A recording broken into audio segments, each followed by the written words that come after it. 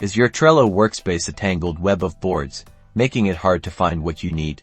Today, we'll untangle that mess and show you how to merge Trello boards, consolidating your information and boosting your productivity. First, it's crucial to understand that Trello doesn't offer a direct merge button. So we'll be using a workaround. Copying lists and cards. Begin by opening both the board you want to consolidate into, which will be your primary board, and the board you want to transfer from.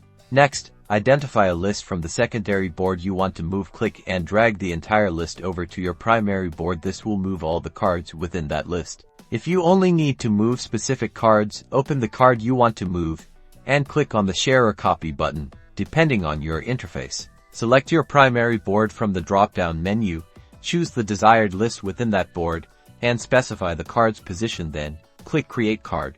Repeat this process for all the lists and cards you wish to transfer. Once you've moved everything over, double-check your primary board to ensure all information is correctly placed. Finally, archive or delete the secondary board to avoid confusion. That's it. You've successfully merged your Trello boards, streamlining your workflow. For more Trello tips and tricks, subscribe to our channel